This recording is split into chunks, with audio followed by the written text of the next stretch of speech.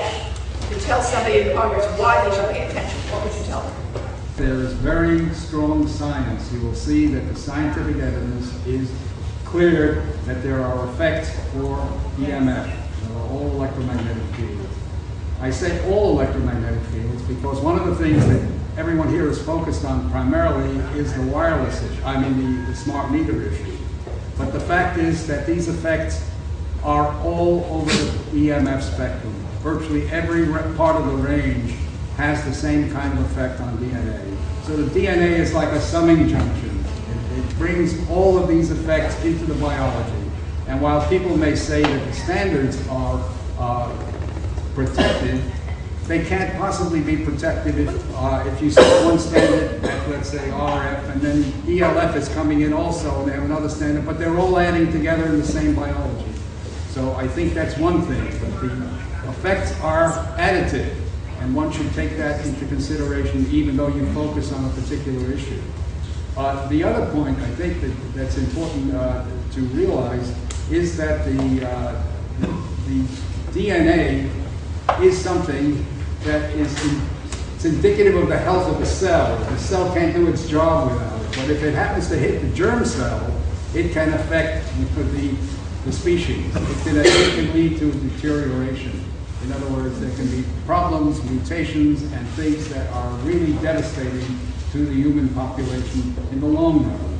So this is a long-term effect as well, even though we focus only on the particular, the effects of the moment. So what would you say when people say that, but there's no proof that there's any harm, and we don't have an epidemic of brain cancer, and everybody, we're healthier, we're living longer than ever, except for African American. So what's your response to that? Well, proof is a very funny thing. If you look up the definition of proof, you'll see that it's evidence that's presented to make you accept the truth of a statement. In other words, that's what proof constitutes. And when somebody says there's no conclusive proof, it's redundant. Either there's proof or there's no proof. And conclusive means you don't accept it if you say there's no conclusive proof, because you take the evidence. And what I'm saying is that the evidence that exists in science, the scientific evidence, is really overwhelming. I would add a comment to that, which is that the proof, as you know, often comes down to where are the sick people or dead bodies. And that kind of proof should not be the basis of public policy, but that is how we set public policy on tobacco. We waited until we had massive epidemics and irrefutable evidence. And I think the point of this summit and the point of all that we're trying to do is not to get to that point. There is already a lot of evidence that's in the record. I was just speaking with one of the participants here about the book Dirty Electricity by Sam Millam. And he has collected a century worth of evidence regarding the effect of power frequency on EMF, and has shown that it correlates with the incidence of cancer, cardiovascular disease, even suicide, which, by the way, is something that is starting to trickle into news reports. So that there's a tremendous amount of evidence. The question is, people choose to not look at it, and they say there's no proof.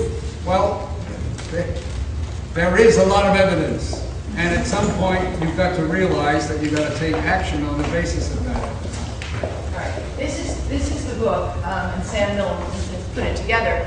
But I would say to you that industry has been very effective in marginalizing books like this, including this one, including my own, which, although I was a National Book Award finalist and had sold 40,000 copies of my other nonfiction books, which are a lot more arcane and obscure, this one is somehow just not made much of a dent.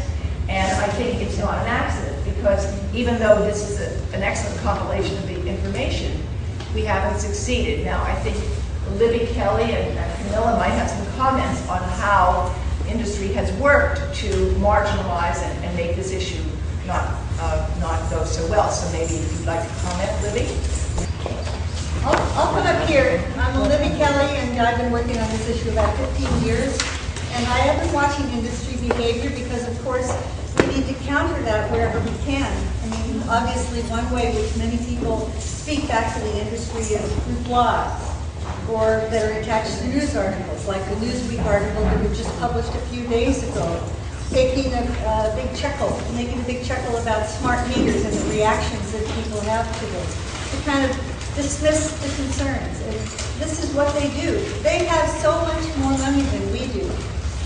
But someone who's in this room once told me that we are like little gnats. We just buzz around and we give them a little sting occasionally just to let them know we're there. And we keep at it and we keep informing, right, Mary Beth? It's from Mary Beth, right? We just keep informing them and stay there and keep telling them about our concerns and giving them the facts as we see them, and we participate in a debate. And now there's more of us doing that. And the more we do that, the more impact we can have. We're never going to have as much money as they do to have a media machine to keep churning out their view of the truth. But we have our view of the truth, and we should keep pumping it out. Thank you, Libby.